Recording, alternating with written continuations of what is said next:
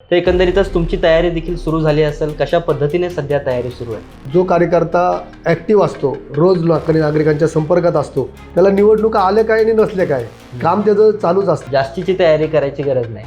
जास्तीची तयारी करायची नाही. रोज ॲक्टिव्ह असणाऱ्या कार्यकर्त्याला निवडणुकीसाठी वेगळी तयारी करण्याची गरज नाही. नक्की. कोविडच्या पिरियडमध्ये आपण कशा पद्धतीने नागरिकांच्या सेवेसाठी उभे होतो? कोरोनाच्या महामारीमध्ये माझं जे 20 रुपयाचं पोटभर जेवणाचा जो उपक्रम आहे तो आम्ही काय केलं होतं, कोरोनाच्या काळामध्ये फ्री ठेवला होता. लोक पहाटे 5ला लाईन लावायची लसीच्या वेळेस. त्यावेळेस पण मी स्वतः तिथं जीवाची पर्वा न करता आम्ही त्या लसी पण नागरिकांना व्यवस्थित मिळवून दिल्या. प्रायोरिटीने ही कामं इथली झाली पाहिजे अशी कुठली कामं आहेत? प्रभागाचा विचार न करता मी पुणे शहराचा विचार करतो. त्या सातत्यानं आता भेडसावणारी पुण्याची वाहतुकीची एक समस्या आहे. खूप प्रचंड गर्दी, अनेक वाहनं रस्त्यावर असतात. आपल्याला गुन्हेगारी वाढताना पाहायला मिळते. या समस्या आपल्याला भेडसावत आहेत. पुणे शहरामध्ये पोलीस खात्यानं सक्षम राहून सगळे जे गुन्हेगार आहेत, टोळे आहेत, त्यांचे कंबरडे मोडण्याचं काम या पुणे शहरात झालेलं आहे. आणि आगामी काळामध्ये बी असं कोण करेल तर त्यांना त्यांची जागा नक्कीच दाखवली जाईल. शंकर महाराजांवरती प्रचंड श्रद्धा आहे तुमची, कारण आता ते शंकर महाराजांच्या विषयी जर सांगायचं झालं तर मला माझं आयुष्य पण पुरणार नाही. तर हे तर काय 2-5 मिनिटाचा वेळ नाही.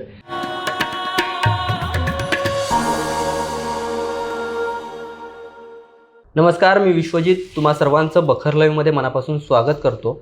मंडळी, स्थानिक स्वराज्य संस्थांच्या निवडणुका या येऊ घातल्या आहेत आणि त्या अनुषंगाने बखर लाईव्ह पुणे महानगरपालिकेमध्ये येणाऱ्या 41 प्रभागांमध्ये फिरत आहे आणि तेथील वस्तुस्थिती समजून घेण्याचा प्रयत्न करत आहे. खरं तर 2017 ते 2022च्या दरम्यान निवडणुका झाल्या, मात्र तो काळ देखील कठीण सर्वांसाठीच राहिला, कारण त्या काळात कोविडसारखं महामारीचं संकट तुम्हा आम्हा सर्वांवरती आलं. आणि यानंतर 22 ते आत्तापर्यंत हे प्रशासन राजवट होतं. त्यामुळे प्रशासनाने संपूर्ण शहराचा कारभार पाहिलेला आहे.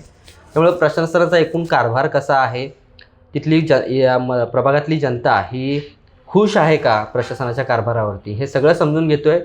प्रभागाची परिस्थिती काय आहे, माजी नगरसेवकांनी कशा पद्धतीची कामं केली, त्यांचा जनसंपर्क कसा आहे आणि प्रशासन असताना नागरिकांमध्ये ते फिरत होते का, हे सगळं आजच्या या व्हिडिओमधून समजून घेणार आहोत.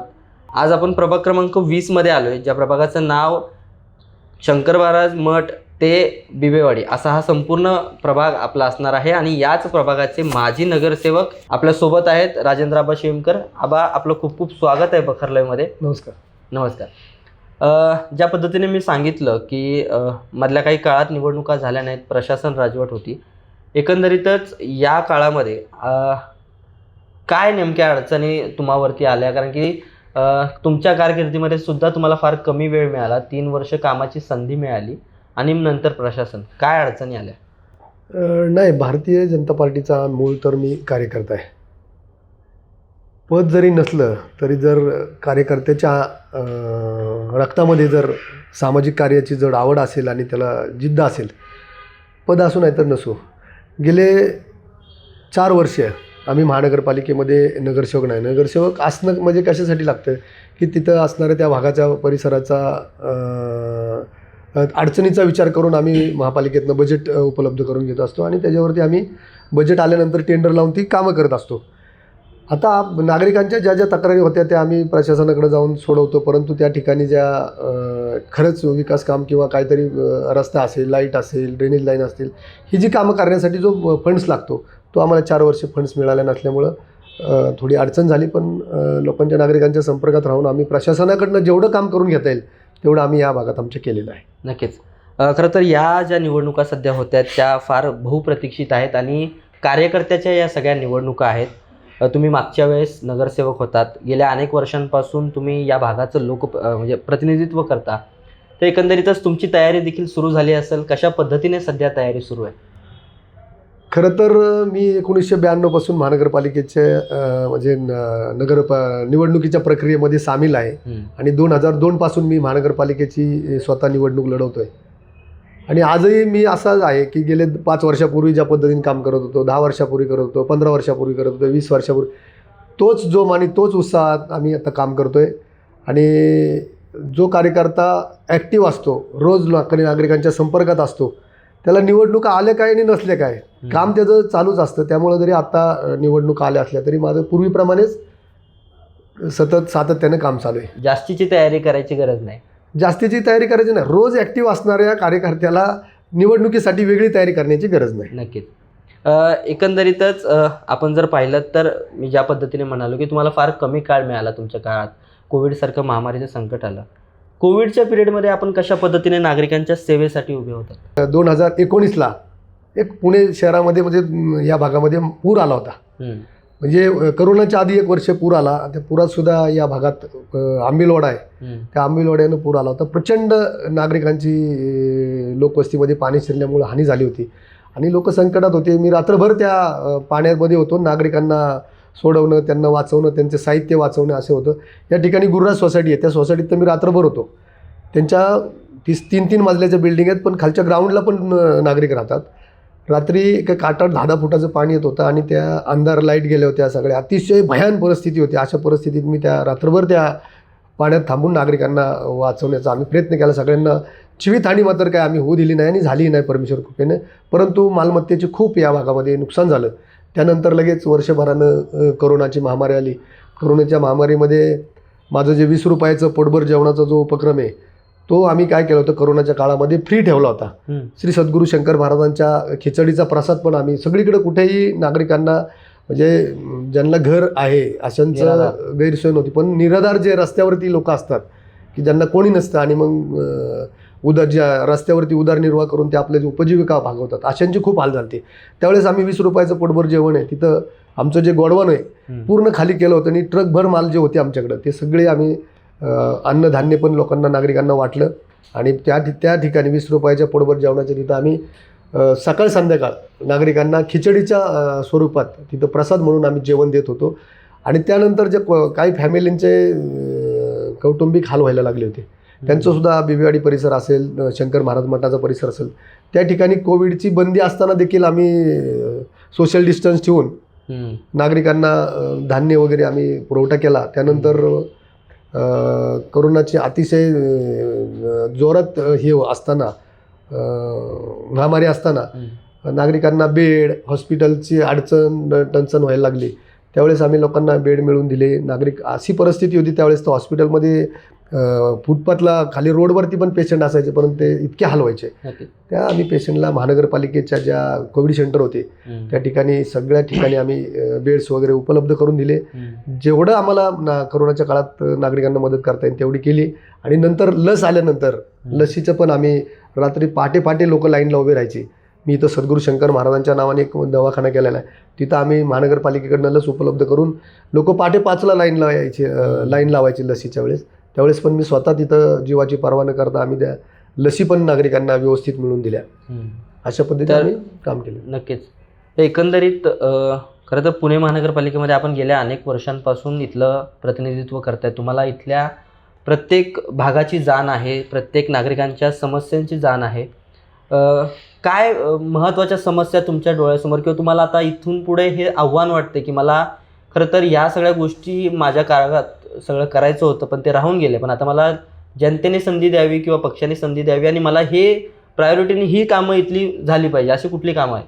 मी ॲक्च्युली काम करत असताना प्रभागाचा विचार न करता मी पुणे शहराचा विचार करतो. पुणे शहरातल्या ज्या समस्या आहेत ते सातत्यानं आता भेडसावणारी पुण्याची वाहतुकीची एक समस्या आहे. म्हणजे खूप प्रचंड गर्दी, अनेक वाहनं रस्त्यावर असतात, पार्किंगची व्यवस्था आहे. पुण्याचा नदी सुधारचा प्रकल्प एक आत्ताच त्याला बजेट आलेलं आहे, त्याचा तो प्रकल्प करायचा आहे. सार्वजनिक वाहतुकीचं पण समस्या आहे ती वाढतात. मेट्रोची प्रामुख्यानं जे आता गतिमान मेट्रोचं काम सुरू आहे तर त्याच्या काही फॉलोअप घ्यायचं आम्हाला. शिवाय पुण्याच्या अवतीभोवती एक रिंग रोड होते, तो रिंग रोड सुद्धा अतिशय वेगानं त्याचं काम चालू आहे. त्याच्यावरती आमचे देशाचे राज्याचे मुख्यमंत्री देवेंद्रजी फडणवीस यांचंही खूप त्याच्यावरती लक्ष आहे. आमचे स्थानिक माधुरीताई असतील, मुरल्यांना मोहोळ असतील, चंद्रकांतदादा असतील, यांचंही पुण्याच्या डेव्हलपमेंटमध्ये खूप लक्ष आहे. आणि असाच आम्ही एक वाहतुकी ज्या पद्धतीचा रिंग रोड होतो आहे तशा त्या रिंग रोड झाल्यानंतर मला वाटतं भविष्यकाळामध्ये पुण्याचा विस्तार खूप मोठा होणार आहे. मग त्यात पाण्याच्या समस्या असतील, रस्त्याच्या असतील, कचऱ्याच्या असतील, ह्या सगळ्या समस्या सोडवण्याचा मोठा प्लॅन आम्ही भारतीय जनता पार्टी म्हणून करतो आहे. आगामी काळामध्ये ह्या सगळ्या समस्या सोडवण्याचा प्रयत्न करणार आणि भविष्याचं जे शहर असेल त्या शहराच्या अनुषंगाने विकासाचा प्रयत्न करतो. नक्कीच. आपण स्थायी समितीवरती देखील होतात, त्यामुळे एकंदरीतच तुमच्या या सगळ्या ह्याच्यामध्ये पुणे शहराचा नक्कीच विचार होता. आता येऊया काही महत्त्वाच्या गोष्टीकडे. खरं तर ह्या गोष्टीकडे बारकाईने लक्ष देणं फार गरजेचं आहे. खरं तर बिबेवाडी आणि आपला हा शंकर महाराज मठ हा परिसर जो आहे तिथे मध्यमवर्गीय लोक देखील राहतात, उच्चभ्रू सोसायटी आहेत काही प्रमाणावरती आणि काही ठिकाणी लोकवस्ती आहे. तर अशा ठिकाणी काही भागांमध्ये मधल्या काळात गुन्हेगारीचं आपल्याला गुन्हेगारी वाढताना पाहायला मिळते. या समस्या आपल्याला भेडसावत आहेत. तुमचं कसं लक्ष आहे या सगळ्या गोष्टींकडे किंवा कसं बघताय याकडे?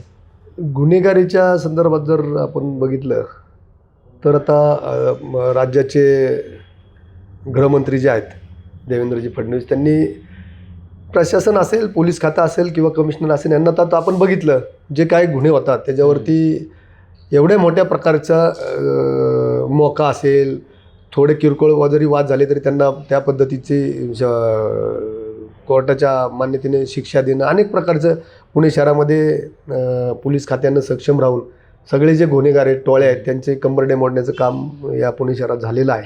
आणि आगामी काळामध्ये बी असं कोण करेल तर त्यांना त्यांची जागा नक्कीच दाखवली जाईल. नक्कीच. खरं तर जो आम्ही सकाळपासून तुमच्या प्रभागांमध्ये फिरतोय, नागरिकांशी बोलतोय, एक जाणवलं गणपतनगरचा एक भाग आहे बिबेवाडी गावठाणमध्ये. तिथे आतमध्ये वरती दाट लोकवस्ती, ते टेकडीवरती वसलेलं ते संपूर्ण वसाहत आहे. त्या ठिकाणी पाण्याची एक मोठी अडचण तिथल्या नागरिकांना भेडसावते. तिथपर्यंत पाणी, खरं तर तो टेकडीवरती असल्यामुळे कधीचा पाण्याचा प्रेशर, तिथे पाणी आहे पण प्रेशर फार कमी येतं आहे. तो कसा प्रश्न आपण मार्गी लावता? प्रामुख्याने जर बघितलं तर बिबेवाडी ही पुणे शहरात सगळ्या गावांच्या अगोदर बिबेवाडी जे गाव आहे ते पुणे शहरात 1967च्या अगोदर आलेलं आहे.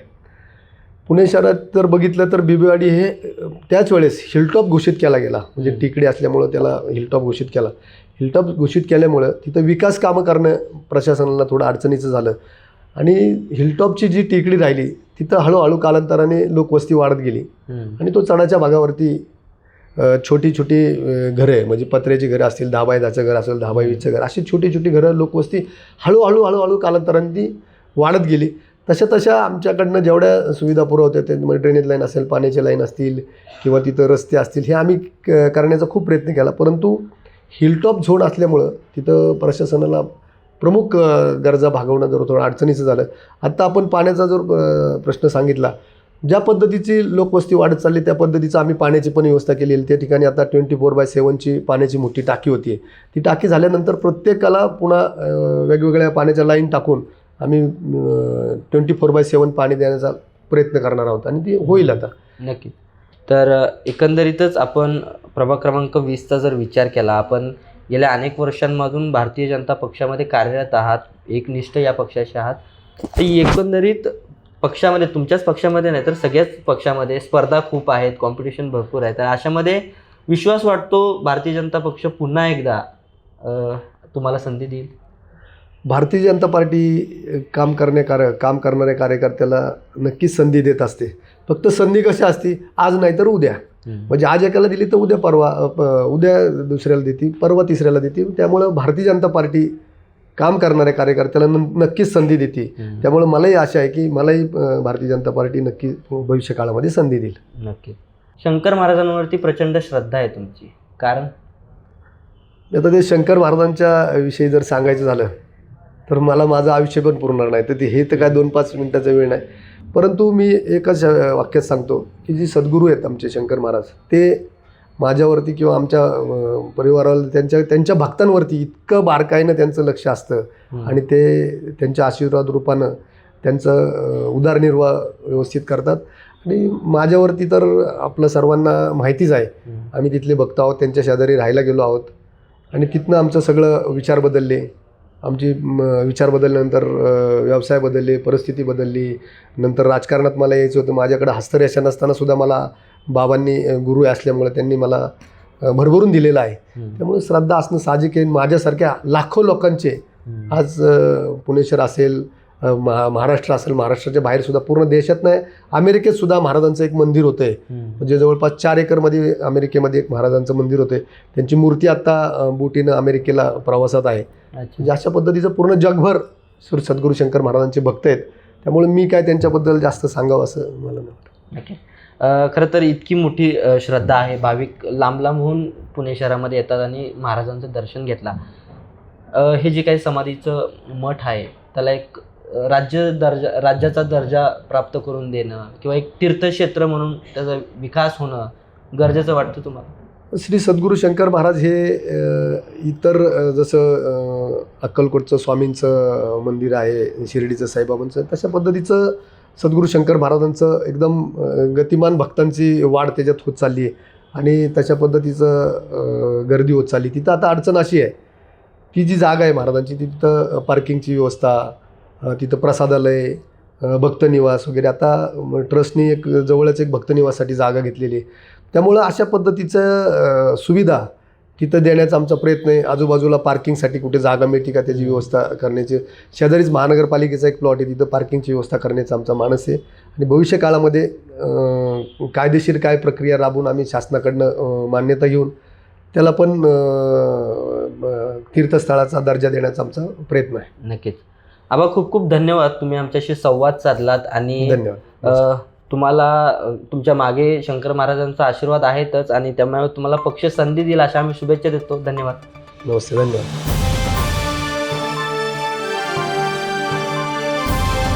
समाजकारण, प्रशासन आणि राजकारणातल्या अचूक विश्लेषणासाठी बखर लाईव्हच्या सोशल मीडिया प्लॅटफॉर्म्सना लाईक, फॉलो आणि सबस्क्राईब करा.